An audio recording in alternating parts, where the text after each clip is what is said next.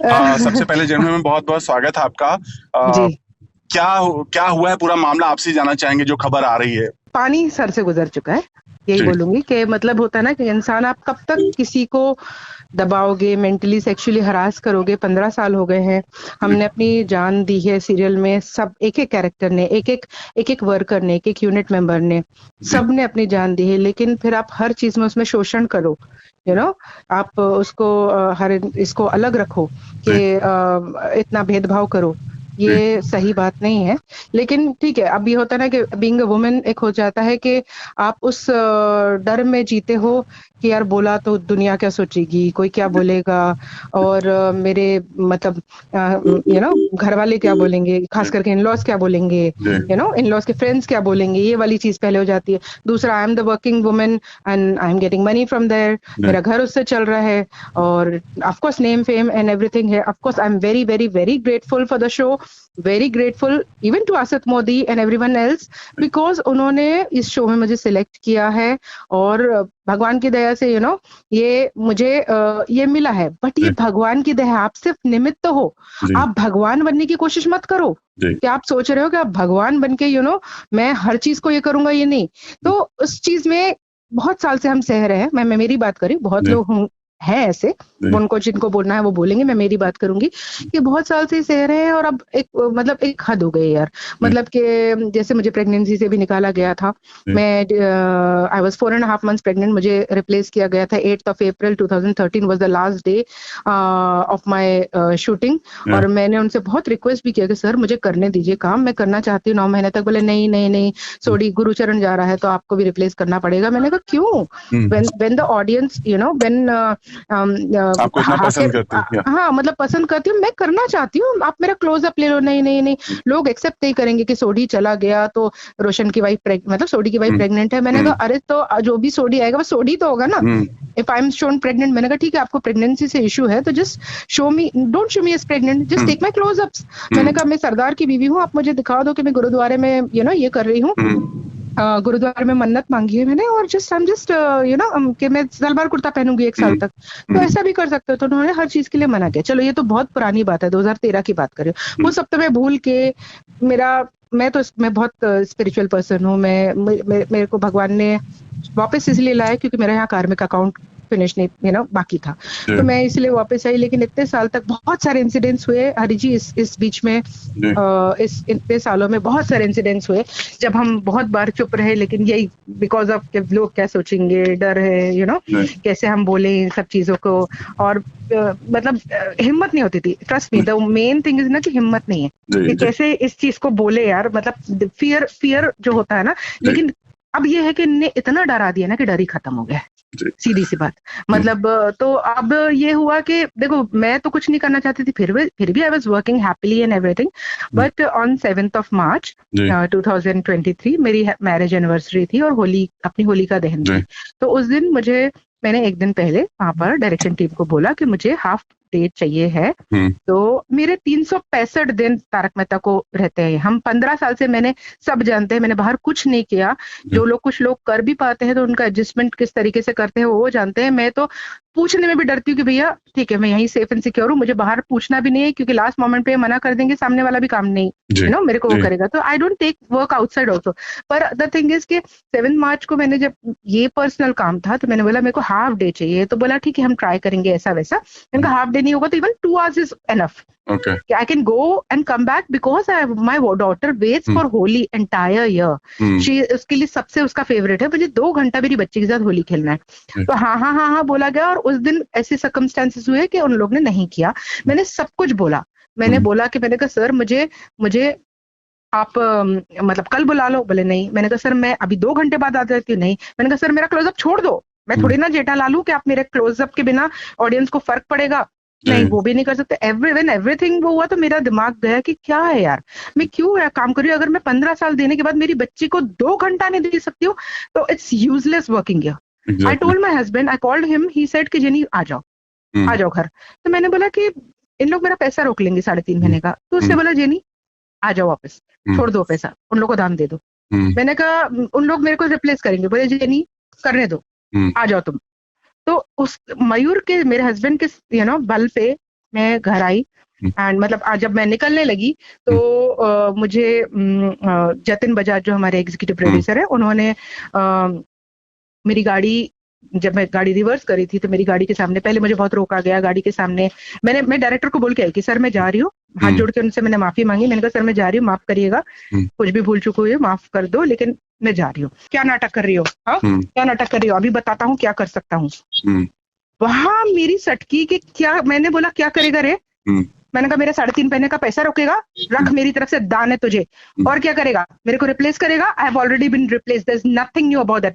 And तेरा जो भी कंटिन्यूटी का पैसा, तेरा जो सीन्स बाकी है ना, I will come and do that free of cost, call me any time, I will do that free of cost करके। तो ये सुन के ना, द थिंग इज कि उन लोग हमेशा दबाते आए, ये सुन के उनका ये हो गया कि अभी तो मतलब कुछ इसके लिए बचा ही नहीं है। तो he shouted on top of his voice, get out, 4 बार चिल्लाया उसने एंड ही सेड रिप्लेस करो, एंड देन आई लेफ्ट। उसके बाद मुझे लगा था कि they will call me and everything, but they did not call मी।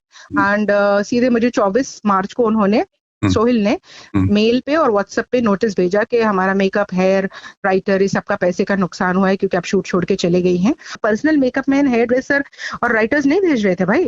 वो ये that is the part of the thing जो आपको प्रोवाइड करना होता है एज एन आर्टिस्ट। तो एनीवेज, तो मैंने मेरे लॉयर को बताया, मैंने फर्स्ट टाइम, क्योंकि 20 दिन में शांत थी। 7 मार्च को, you are 24th of March को उन्होंने नोटिस भेजा। तो मैंने मेरे लॉयर को बोला, my lawyer told me you have 3 options, either just reply them the way they did normally, or you file an FIR, or you file an FIR and go to media। मैंने कहा FIR और media तो सवाल ही नहीं होता। मैंने कहा FIR भी बिल्कुल नहीं। मैंने कहा yes, I want to reply to them। तो he said just write down incidents for these 15 years। I wrote down 15 years का incident। उसने पढ़ा, बोली Jennifer, this is the pure case of sexual harassment।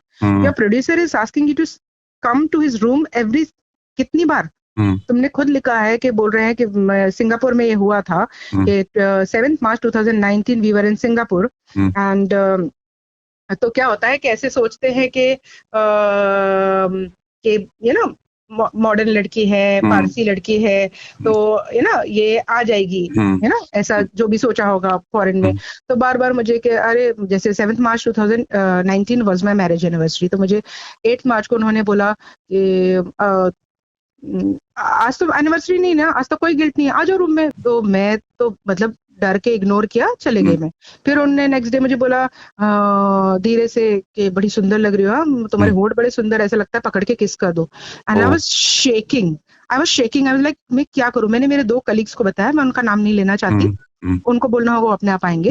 तो उनमें से एक कलीग ने उनको बहुत चिल्लाया, क्या उसको बार बार सता रहे हो, कुछ बोलती नहीं है तो ऐसा करते हो, ये वो ऐसे करके उसने चिल्लाया उनको। और दूसरे कलीग ने बार बार मेरे सामने मतलब जब भी वो मेरे पास भी आते थे तो मेरे सामने हम दोनों के बीच में खड़े हो जाते थे, क्या इसको हाथ नहीं लगाना, ऐसे मस्ती में, मजाक में करके उनको अलग किया। तो ये चीज ना इतने टाइम से सुन रहे हो, लेकिन मेरी हिम्मत नहीं थी कभी बोलने की कि हाँ काम कर रहे हैं, मेरा घर चल रहा है एंड एवरीथिंग। लेकिन जो 7 मार्च को जो चीज हुई ना, जब मैंने मेरे लॉयर को बताया, उसने बोला जेनिफर ये पूरा जो तुम्हारा जो इवन तुमको निकाला गया है गेट आउट करके, एक औरत का यू नो अगेंस्ट ये जो पूरा किया गया है, this is some very wrong.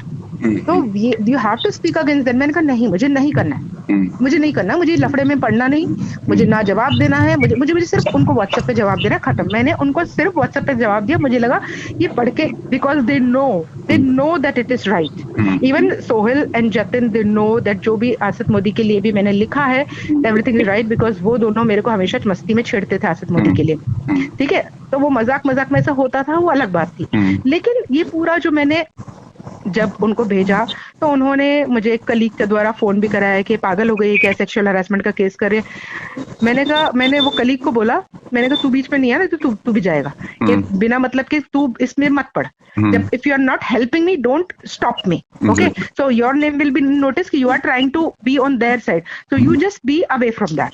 तो एनीवेज, देन फाइनली इन्होंने 6 तारीख को मुझे अगेन नोटिस भेजा, 6 अप्रैल को। मैं बोला कि ये तो मैं मेरा ही पैसा 3.5 महीने का नहीं मांग रही हूँ, और ये तो मुझे बोल रहे हैं उल्टा कि मैं इनसे पैसा मैं इनसे पैसा एक्सटॉर्ट करना चाहती हूँ। अब तो ये मेरे को 500 करोड़ रुपए भी देंगे ना, तो भी मुझे पब्लिक अपॉलॉजी चाहिए। They have to know, they should know कि 5,000 करोड़ भी आपके पास है, तो भी एक औरत की जो गरिमा है वो सबसे इम्पोर्टेंट है। Exactly. Yeah. And for this, जो अगर मैं 15 साल से काम कर रही हूँ हरी जी वहाँ, मेरे साथ ऐसा हो सकता है, तो वहां पर जो जो वनडेज आती होंगी, जो वनडे के लिए काम करती होंगी, उनके साथ क्या क्या होता होगा यार, आई तो कांट इवन इमेजिन।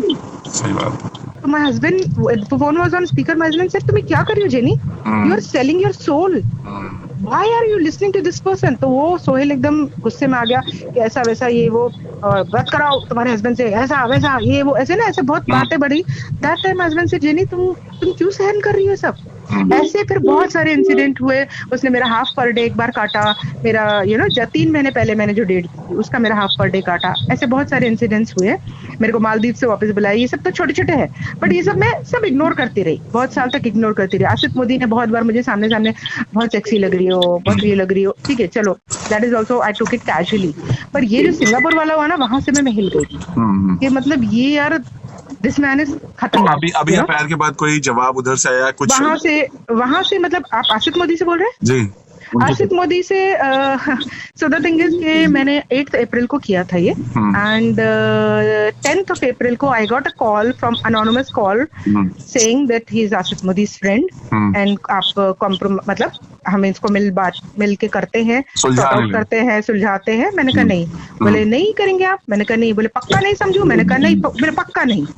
तो माय लॉयर मेड इसके अगेंस्ट भी उन्होंने ये कराया, ऑनलाइन एफआईआर कराया। My lawyer is very good, Amit Khare from Nagpur, he is very good. I am doing whatever he is saying, and क्योंकि हम दोनों को यही था कि हमको इसका ना जबरदस्ती मीडिया में बढ़ाना नहीं है, ये नहीं करना है बिना मतलब के, let us just go with the flow. तो इसलिए मैं 2 महीने से खामोश थी कि अपने आप जब बाहर आना होगा, देखो पता तो चलता है लोगों को कि 2 महीने से रोशन दिख नहीं रही है। उसी चक्कर में मुझे इसने, विद्या ने कल फोन किया टाइम्स ऑफ इंडिया से, ठीक है, तो भी मैंने उनको नहीं बताया, लेकिन उन्होंने मुझे इंसिस्ट किया। Then my lawyer said okay say whatever. तो ऐसे करके ये सब चीज स्टार्ट हुई।